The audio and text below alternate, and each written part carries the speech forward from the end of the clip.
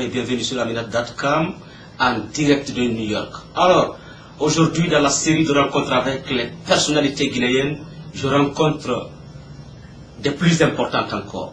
Il s'agit du président de l'Union des forces démocratiques de Guinée, UFDG, El Hadj Ousseynou Dalein Diallo, ancien premier ministre de notre pays, accompagné du président d'honneur du parti, El Hadj Ba Mamadou.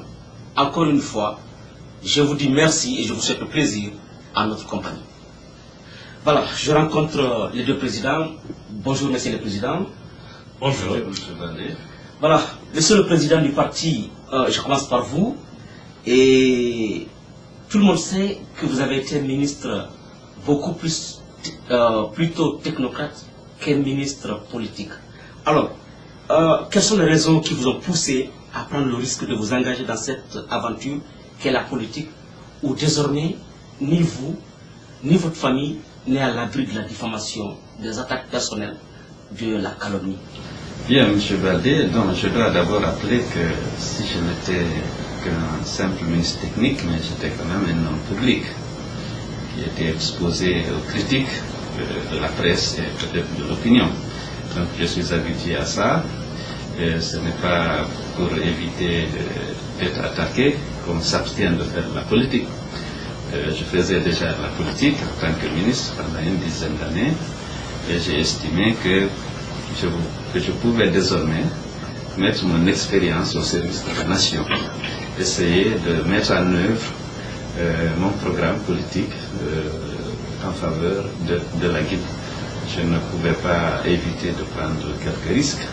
Si faire la politique comporte des risques, j'ai décidé de prendre ces risques-là, de me battre pour solliciter le moment venu des suffrages des Guinéens.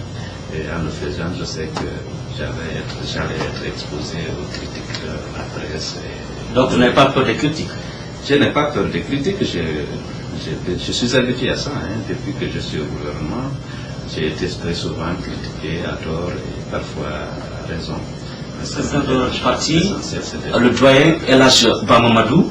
Monsieur le président d'honneur, la question que je me pose est de savoir pourquoi avez-vous choisi El Hadj Ousseynou Dalein Diallo, qui a longtemps servi le régime du président Lansana Conté, un régime que vous avez toujours dénoncé?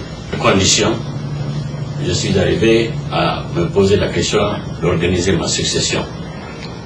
C'est quand même après tous ces événements, je me suis rendu compte que la situation nécessitait maintenant une stratégie nouvelle. Et c'est pourquoi j'ai pris mon bâton de pèlerin, le doyen des partis politiques, de l'opposition même et de tous les partis politiques, pour essayer de voir comment nous pouvons organiser la nouvelle situation de façon à ce que nous puissions placer l'homme qu'il faut à la place que nous souhaitons obtenir, c'est-à-dire le pouvoir. J'ai fait donc ma tournée et j'ai eu la conviction que je ne pouvais pas compter sur mes deux anciens adjoints, ou mes adjoints actuels, comme Baouri et Ousmane Ba, à mon avis, n'étaient pas encore en mesure d'assurer vraiment le succès de notre opération. Et j'ai cherché, et j'ai pu trouver quelqu'un qui s'appelle Ousseynou Dalein Diallo, pour des raisons très précises, que je crois qu'il peut faire l'affaire. Il peut faire l'affaire sur plusieurs plans. D'abord sur le plan des capacités, et là, ce qu'il faut sur le plan technique pour vraiment faire le travail, sur les compétences et l'expérience lui permettent de réussir ce que nous souhaitons obtenir de ce pays-là. Nous avons aussi vu comment il fonctionnait en tant que ministre technique et cela nous a montré qu'il avait toutes les capacités qu'il faut pour mener cette tâche à bien. Et c'est pourquoi j'ai pensé qu'il était bon de l'appuyer. De l'appuyer non pas en faisant mon adjoint, mais de l'appuyer d'une manière directe en lui donnant dès le départ la possibilité d'être président du parti pour assurer vraiment une relève rapide et efficace. Oui, doyen, pourtant, contrairement à ce que vous dites, que répondrez-vous à ce que vous disent, par exemple, que vous avez vendu votre parti à El Hadj Ousseynou Dalein Diallo? On m'a reproché d'avoir effectivement choisi Ousseynou Dalein Diallo alors qu'il a fait 10 ans avec le général Lansana Conté. Encore une fois, cela ne me gêne pas. Je l'ai vu travailler, je sais comment il a travaillé. Et je n'ai aucune animosité personnelle contre le général Lansana Conté, mais je suis contre, au fond, son régime et la manière dont il a appliqué, au fond, les principes qu'on a de gestion. La mauvaise gouvernance a été une chose nette, c'est-à-dire toute la corruption, l'impunité, le laxisme. Tout cela a fait qu'on ne pouvait pas le soutenir. Et je pense que Cellou Dalein n'a rien à voir avec cela. Donc en conséquence, cela ne me gêne pas du tout, au fond, de le soutenir. Très bien. Je reviens maintenant au président du parti, Cellou Dalein. Monsieur le président du parti, on lit souvent dans la presse que votre fortune est évaluée à des millions de dollars. Vous avez des stations d'essence partout à travers le pays. Vous avez des camions citernes, des châteaux en Europe, aux États-Unis et même en Côte d'Ivoire. Alors, dites-nous, honnêtement, ou à vos lecteurs, à votre électorat, dans tout ça, qu'est-ce qui est vrai, qu'est-ce qui est faux? Merci M. Baldé de me donner l'opportunité de réagir à ces accusations pour la première fois. Je dois vous dire que je n'ai pas de fortune. Je vis normalement avec ma petite famille. Je pense que ces attaques sont des attaques politiques. Je n'ai pas de villa ni d'appartement aux États-Unis, en Europe ou en Côte d'Ivoire. Tout le monde sait ici que ma fille avait un petit appartement qu'on louait lorsqu'elle faisait ses études.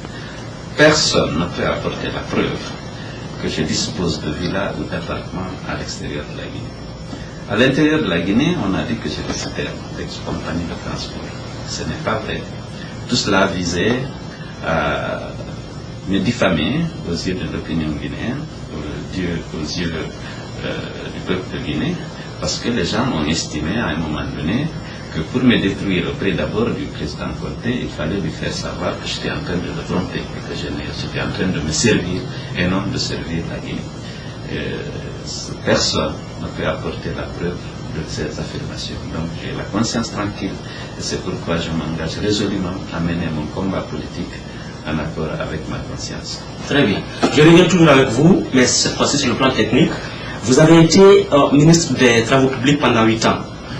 Pourtant, jusqu'aujourd'hui, on dit que l'aéroport de Conakry reste l'un des plus chers et il est une propriété privée de la France. C'est vrai, vous avez tenu ce transport, vous avez tenu ce TP, c'est pourquoi la question va concerner les deux secteurs. Alors, l'aéroport de Conakry reste encore le monopole de la France, on dit. Le flot aérien est faible, moins de 400 000 passagers par an. Les routes, le réseau routier est même défectueux. Alors, vous qui avez été ministre pendant 8 ans, comment expliquez-vous tout cela? Écoutez, d'abord, pour répondre précisément à votre question par rapport à l'aéroport, à mon arrivée au gouvernement, la SOGIAC, la société d'exploitation, de gestion et d'exploitation de l'aéroport de Conakry, avait été déjà créée. C'est un partenariat entre le gouvernement guinéen qui détient 51% du capital et Aéroport de Paris qui détient 49% du capital. Cette société a été créée en 1987, bien avant que je n'arrive au gouvernement. Je sais que cette société est gérée suivant dans les règles de l'art. Il y a des faiblesses qui ont été relevées et corrigées au fur et à mesure, mais les gens estiment que la faiblesse du trafic à Conakry s'explique par les tarifs appliqués par la SOGIAC, ce qui n'est pas toujours le cas. Vous savez, nous avons besoin de promouvoir le développement, de développer le tourisme. Et c'est qu'on n'a pas encore été performant dans ces deux secteurs, et si bien que nous avons moins de 300 000 passagers par an qui passent par Conakry. Et comme vous le savez, ça, ce n'est pas de nature à faire prospérer la SOGIAC pour lui permettre de financer un programme d'investissement. Encore qu'il faut justifier l'investissement par le niveau du trafic. Le trafic reste très faible et moins de 300 000 passagers contre 1 400 000 passagers à l'aéroport de Dakar. Vous voyez que c'est le problème. Il faut que nous puissions promouvoir vraiment le développement et développer aussi le tourisme dans notre pays, ce qui pourrait faire accroître le nombre de passagers et faire baisser les tarifs de l'aéroport. Encore que là aussi, le coût de l'aéroport ne représente pas plus de 4% dans le billet d'avion. Voilà, je ne vous quitte pas, je suis toujours avec vous parce que toujours vos adversaires politiques nous donnent, nous, les journalistes, de la matière. C'est pourquoi je voudrais qu'on parle un peu de l'UTA. Alors, je voudrais savoir quelle est la responsabilité de l'État guinéen dans cette affaire d'UTA et la responsabilité du ministre des Transports que vous étiez à l'époque. Oui, il faut rappeler que UTA, c'est cette compagnie de transport dont l'avion a fait un accident à Cotonou. La responsabilité, le gouvernement guinéen, le ministre des Transports n'avait aucune responsabilité dans cet accident. Il faut rappeler que lorsque l'accident a eu lieu, une commission d'enquête avait été mise en place qui comprenait l'aviation civile de la République de Guinée, la direction de l'aviation civile de la République du Bénin, le fabricant de l'avion, c'est-à-dire Boeing. Cette commission, une fois mise en place, a décidé de confier cette mission d'enquête au bureau d'analyse de la Direction générale de l'aviation civile de France. Et cette structure-là a mené les investigations et a déposé un rapport. Les conclusions de ce rapport indiquaient clairement que l'avion a été surchargé à Cotonou et la charge était mal repartie dans l'avion, et c'est ce qui expliquait naturellement cet accident. Donc la Guinée n'avait aucune responsabilité dans cet accident. Très bien. Je me tourne maintenant vers le doyen El Hadj Ba Mamadou. Au vu et au su de tout cela, comment comptez-vous travailler avec El Hadj Seydou Diallo? Pendant la période précédente, les partis politiques de l'opposition ont eu beaucoup de problèmes pour travailler avec les cadres guinéens. Et ça a été un problème très sérieux. Et les partis n'ont jamais pu vraiment fonctionner d'une manière rationnelle avec des débats, avec des propositions concrètes et puis surtout la concertation. Aujourd'hui, la situation a changé. Depuis cette décision de mettre Seydou Diallo président du parti, il y a beaucoup de cadres qui viennent vers nous. Et je crois que maintenant, il sera beaucoup plus facile vraiment de définir notre politique, de faire en sorte que nous ayons des propositions concrètes, d'élargir le débat pour que les décisions ne soient pas prises à un seul niveau. Ce qui m'avait opposé à ce radio à un moment, c'était que nous étions obligés de prendre des décisions sans qu'il y ait une large concertation et ça crée des problèmes. Mais si la concertation est large, je crois qu'il n'y aura aucun problème. Voilà. Alors, vous avez quitté, puisque maintenant il est de l'UPR, pourquoi avez-vous quitté l'UPR alors que ce parti vous a accompagné et de façon très honorable d'ailleurs à la présidentielle de 1998? De l'UNR et du PRP, et nous avons décidé qu'à ce moment-là, je serai président d'honneur de l'UPR et Seydou Diallo président de l'UPR. Cela a été fait.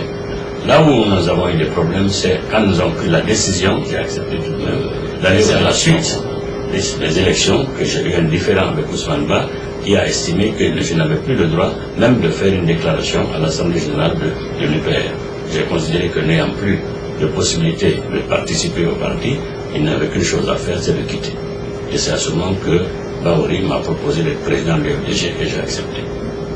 El Hadj Seydou Diallo. Alors, le seul président du parti, êtes-vous favorable à la fusion totale entre l'UFDG et l'UPR si jamais M. Ba Ousmane vous en donnait l'occasion? Et surtout, une question subsidiaire, vos relations avec les partis politiques sur le terrain actuellement? Je pense qu'avant même d'accéder à la présidence de l'UFDG, je m'étais efforcé de contribuer de fait à la fusion de l'UFDG et de l'UPR. Malheureusement, je n'ai pas pu obtenir gain de cause. Mais il faut rappeler que j'avais réussi à convaincre le doyen Ba Mamadou et Dr Salih Bella d'œuvrer ensemble pour le rassemblement au sein de l'UPR de ce petit groupe que nous constituons désormais. Malheureusement, l'UPR ne nous a pas facilité la tâche en créant les conditions de notre arrivée au sein de ce parti. Ceci dit, nous sommes disposés toujours à examiner les conditions d'une fusion éventuelle, ou à défaut en tout cas de conclure une alliance solide, ou à défaut encore en tout cas de définir et de respecter un code de bonne conduite entre les deux formations. Très bien déclaré quelque part que vous ne jugerez pas le président Alassane Conté si jamais vous étiez élu président de la République. Nous l'avons lu dans la presse. Alors, que ferez-vous alors des cadres ou des gens qui seront coupables quelque part de délits économiques? La question de savoir s'il faut juger ou pas le président Conté.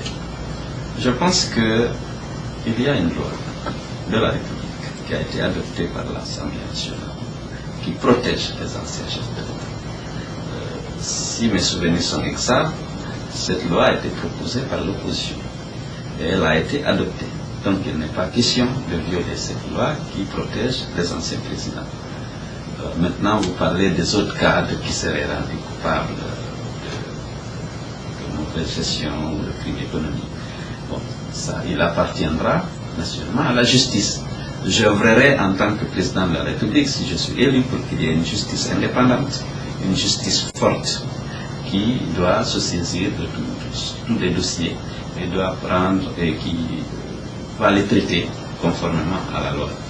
Est-ce que c'est le point fort à la question de savoir si, oui ou non, il faut juger le président Lansana Conté, et si jamais vous accédez au pouvoir? Non, effectivement, la loi est claire, la Constitution aussi. Le président Lansana Conté ne peut être jugé que pour vraiment crime économique, pas pour des crimes économiques, mais en cas de haute trahison, qui est défini d'une manière assez précise. Donc on ne peut pas le juger pour sa gestion, mais on peut quand même, s'il y a faute grave, montrer qu'il a trahi le pays dans des cas très précis, on peut le juger dans ce domaine-là. Mais à mon avis, la question ne se pose pas. Ce qu'il faut, c'est faire en sorte que lorsque le pays change, qu'on puisse faire des audits, qu'ils puissent voir qu'est-ce qui a été fait. Tous ceux qui ont agi en tant que ministre, en tant que directeur de service, d'une manière illégale, doivent être poursuivis. Donc je n'ai aucun problème de ce côté-là. Pour vous demander ce que vous pensez de la nomination de M. Sékou Sylla comme président de la CENI. Non, j'ai été un peu déçu de voir que ceux qui avaient estimé pendant cette révolution de janvier-février que les partis politiques ne pouvaient pas prendre les décisions politiques et de choisir par exemple le Premier ministre qui devait gérer le pays, ceux qui ont pris cette décision puissent encore demander aux partis politiques de les désigner pour contrôler les élections. Moi, j'estime que ce poste ne devait pas revenir à quelqu'un de la société civile, même pas des syndicats, mais c'est les partis politiques qui devraient prendre leurs responsabilités et assurer la présidence de cette CENI que nous avons eu du temps à obtenir et nous sommes battus pour cela. Et vraiment, c'est dommage aujourd'hui qu'on puisse laisser encore la société civile gérer cette institution. Le président de la CENI n'a pas été nommé, mais plutôt il a été élu. Bon, je reviens maintenant avec le président du parti, El Hadji Cellou Dalein Diallo. Le ministre de l'Intérieur vous soupçonne de vouloir organiser, disons, un coup de force contre le président Lansana Conté. Alors, quelle est votre approche personnelle par rapport à cette question? Oui, je dois dire tout de suite que j'ai été très déçu par cette accusation portée contre ma personne. D'abord parce que il n'a jamais été question pour moi d'un coup d'État, mais j'étais surtout déçu de voir revenir ce complot qui pendant longtemps a été un instrument de gestion politique dans notre pays et qui a causé les préjudices que vous connaissez à notre pays. Je suis un peu inquiet de voir revenir ce complot permanent chaque fois qu'on a des adversaires pour les éliminer. Et je dois dire que le peuple guinéen doit être vigilant pour ne pas que cet instrument de gestion politique d'un passé à jamais révolu fasse encore son retour dans notre pays. Je n'ai jamais choisi le coup d'État comme voie d'accéder au pouvoir, c'est pourquoi je suis allé à l'UFDG. J'essaye de me battre pour convaincre les Guinéens de la pertinence de mon projet, de ma vision pour la Guinée, pour pouvoir, le moment venu, solliciter le suffrage. Pour moi, c'est la seule voie par laquelle il faut accéder au pouvoir. Très bien. Je me tourne vers El Hadji Ba Mamadou. El Hadji Ba Mamadou, vous avez été un compagnon de lutte avec Siradiou, mais au décès de ce dernier, vous étiez en divorce idéologique avec M. Siradiou. Alors, qu'avez-vous retenu de l'homme, vos relations personnelles avec M. Siradiou, et puisque certains d'ailleurs de l'UPR aujourd'hui disent que vous avez trahi M. Siradiou Diallo, vous avez trahi l'UPR. Oui, c'est très bien de poser cette question parce que l'UPR aujourd'hui fait courir le bruit que j'ai trahi Siradiou ou que je n'étais pas d'accord. Ce qui est tout à fait faux. Avant son décès, Jean-Marie Doré et Sidia Touré nous ont réunis et nous avons discuté longuement. Nous avons analysé la situation et nous avons vraiment décidé de tourner la page et d'oublier ce qui s'est passé et de continuer à travailler ensemble dans l'opposition. Donc, Seradio et moi, il n'y avait au moment de son décès aucun problème. La preuve est qu'au moment où il partait, on lui avait confié même une mission de nous proposer une proposition de sortie de crise et qu'il m'a adressé, malheureusement que je n'ai reçu qu'après son décès. Ça, c'est un point. Le deuxième point, c'est qu'au fond, ce que je lui ai reproché, savoir négocier avec le gouvernement, d'une manière assez nette, il a été précisé par son pari le jour à la mosquée de l'abbé, à la grande mosquée, le jour de l'enterrement de Seradio. Son pari a dit ce jour-là, celui que vous enterrez aujourd'hui n'est pas un opposant. Il était avec nous, c'est grâce à lui qu'il n'y a pas eu de crime de bagarre en Guinée. C'est lui qui a fait en sorte que l'opposition n'a pas bougé. Donc vraiment, il a admis qu'il y avait une négociation effectivement avec le gouvernement. Donc, si quelqu'un peut dire qu'il a été trahi, c'est moi qui ai été trahi. Moi, je n'ai jamais trahi Seradio, je n'ai jamais changé d'avis. Tout le monde le sait qu'au fond, j'ai plutôt l'habitude de dire ce que je pense et de le dire peut-être brutalement. Mais en tout cas, on ne peut pas m'accuser d'avoir dit quelque chose et d'avoir fait autre chose. Donc, encore une fois, vraiment, jusqu'à preuve du contraire, je n'ai aucun problème avec Seradio. Je ne l'ai jamais trahi, je n'ai jamais changé d'avis. Et je crois que quand il est parti, nous étions dans de bonnes relations. Donc, il n'y a aucun problème. Ceux qui se disent aujourd'hui ses héritiers, vraiment c'est étonnant qu'ils puissent me dire, ils n'ont aucune preuve, aucune possibilité de dire en quoi j'ai trahi Seradio. Vers la fin de notre émission, mais je me tourne vers le président du parti, Elhadji Cellou Dalein Diallo, qui a servi dans cette administration pendant près de 30 ans, ou pendant 30 ans. Alors, monsieur le président du parti, après 30 ans de service au sein de cette administration, certainement vous avez connu des hauts et des bas. De toute cette période, de tout ce temps, quel fut le moment le plus difficile de votre carrière? Je dois avouer que la période la plus difficile est celle qui correspond à ma fonction de Premier ministre. Au gouvernement, j'étais ministre technique. J'essayais de mettre en œuvre la politique de gouvernement dans les secteurs qui m'étaient confiés. Et j'ai pu faire beaucoup de choses dont j'étais très fier. Je n'ai pas à rougir de mon bilan dans les départements techniques. Mais au niveau du ministère, au niveau de la primature, je dois avouer que j'ai rencontré d'énormes difficultés en raison notamment de l'existence de clans hostiles au sein même du gouvernement que j'étais chargé de diriger. Cela s'explique d'abord par la nécessité d'engager des réformes fortes qui touchaient les intérêts. Donc il y avait des gens dont les intérêts risquaient d'être touchés par les mesures que j'étais en train de mettre en œuvre.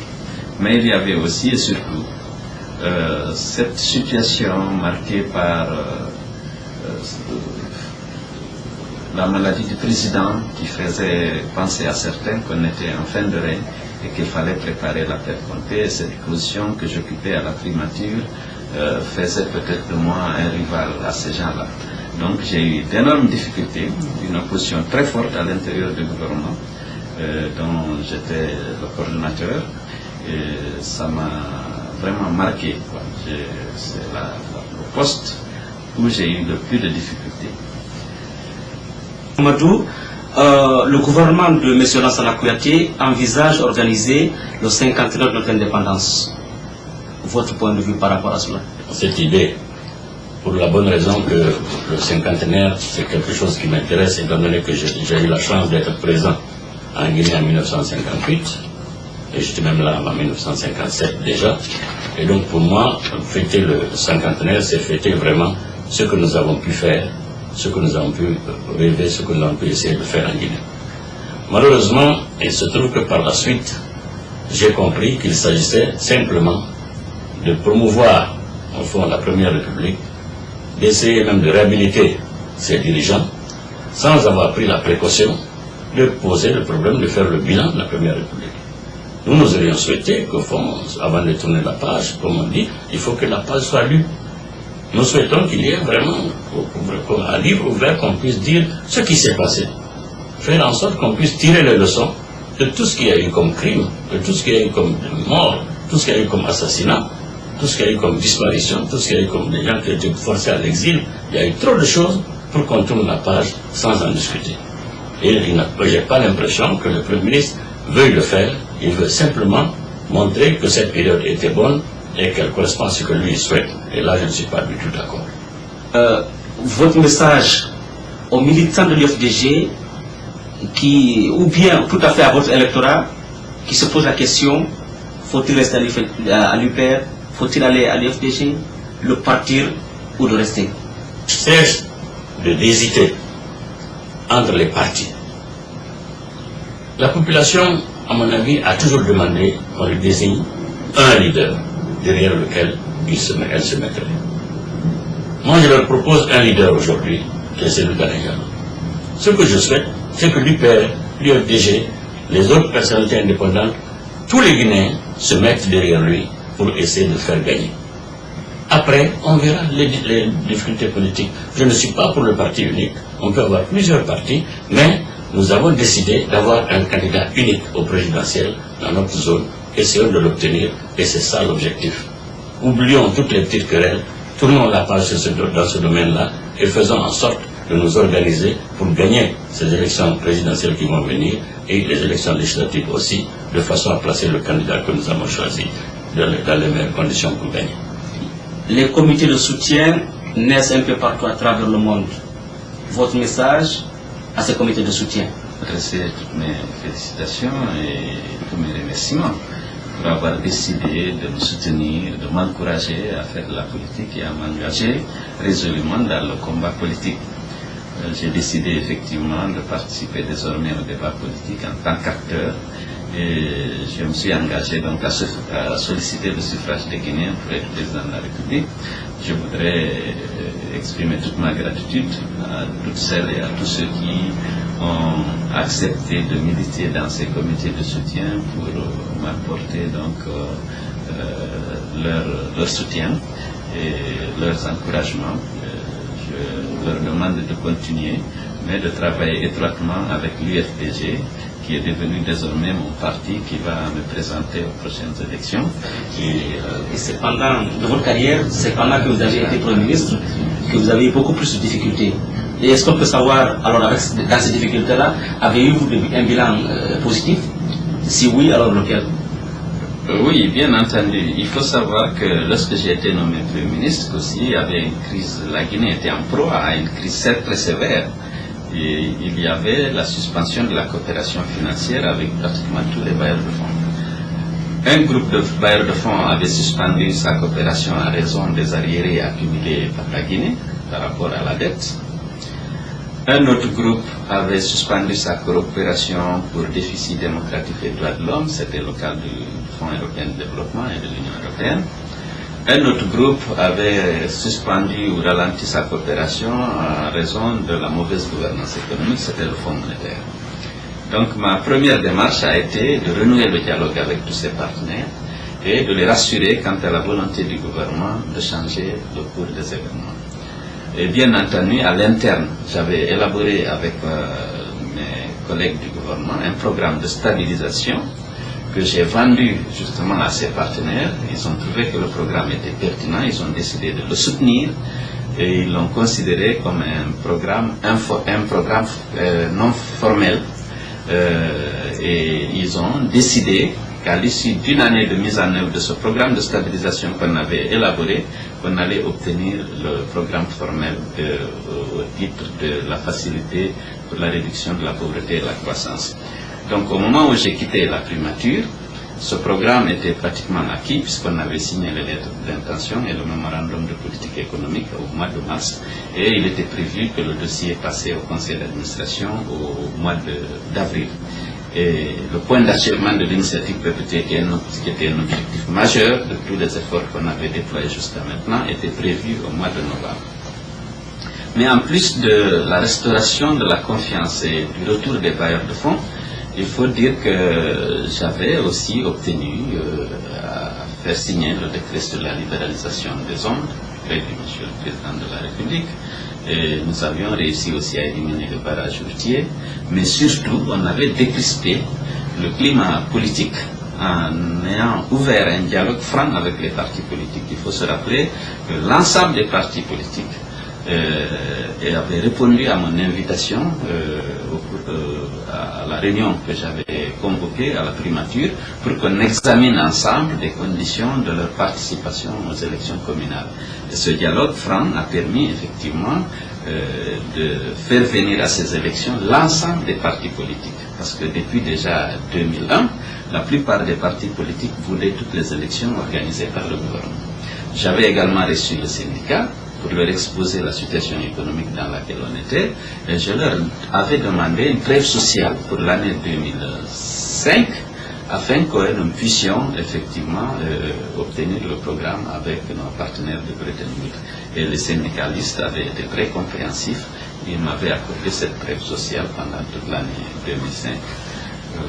Voilà les quelques résultats dont je pouvais être fier. Il y a, dans le cadre économique, justement, pour le retour des bailleurs de fonds, il faut dire que j'avais, pour les institutions qui avaient suspendu leur coopération pour cause d'arriérés, j'avais renégocié directement avec chaque créancier, notamment la BADEA, le Fonds saoudien, la Banque islamique de développement, l'Agence française de développement, pour qu'ils lèvent la sanction qui était infligée à la Guinée au titre justement de retrait de fonds.